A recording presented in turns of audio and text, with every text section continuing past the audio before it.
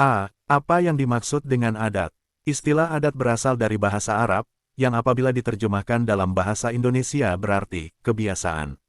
Adat atau kebiasaan dapat diartikan sebagai berikut, tingkah laku seseorang yang terus-menerus dilakukan dengan cara tertentu dan diikuti oleh masyarakat luar dalam waktu yang lama. Dengan demikian unsur-unsur terciptanya adat adalah 1. Adanya tingkah laku seseorang. 2. Dilakukan terus-menerus. 3. Adanya dimensi waktu. 4. Diikuti oleh orang lain atau masyarakat. Selanjutnya pengertian adat istiadat menyangkut sikap dan kelakuan seseorang yang diikuti oleh orang lain dalam suatu proses waktu yang cukup lama. Ini menunjukkan begitu luasnya pengertian adat istiadat tersebut. Tiap-tiap masyarakat atau bangsa dan negara memiliki adat istiadat sendiri-sendiri, yang satu dengan yang lainnya pasti tidak sama. Adat istiadat dapat mencerminkan jiwa suatu masyarakat atau bangsa dan merupakan suatu kepribadian dari suatu masyarakat atau bangsa. Adat selalu menyesuaikan diri dengan keadaan dan kemajuan zaman, sehingga adat itu tetap kekal, karena adat selalu menyesuaikan diri dengan kemajuan masyarakat dan kehendak zaman. Adat istiadat yang hidup di dalam masyarakat erat sekali kaitannya dengan tradisi-tradisi rakyat dan ini merupakan sumber pokok daripada hukum adat.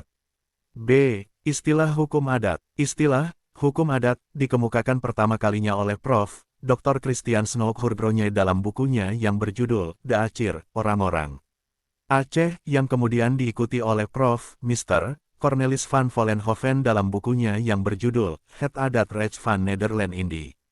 Dengan adanya istilah ini, maka pemerintah kolonial Belanda pada akhir tahun 1929 mulai menggunakan secara resmi dalam peraturan perundang-undangan Belanda. Istilah hukum adat sebenarnya tidak dikenal di dalam masyarakat, dan masyarakat hanya mengenal kata adat atau kebiasaan.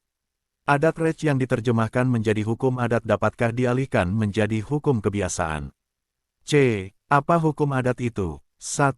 Prof. Mr. B. Terharbezen hukum adat adalah keseluruhan peraturan yang menjelma dalam keputusan-keputusan dari kepala-kepala adat dan berlaku secara spontan dalam masyarakat. Terhar terkenal dengan teori keputusan, artinya bahwa untuk melihat apakah sesuatu adat istiadat itu sudah merupakan hukum adat, maka perlu melihat dari sikap penguasa masyarakat hukum terhadap si pelanggar peraturan adat istiadat. Apabila penguasa menjatuhkan putusan hukuman terhadap si pelanggar maka adat istiadat itu sudah merupakan hukum adat. 2. Prof. Mr. Cornelis van Vollenhoven.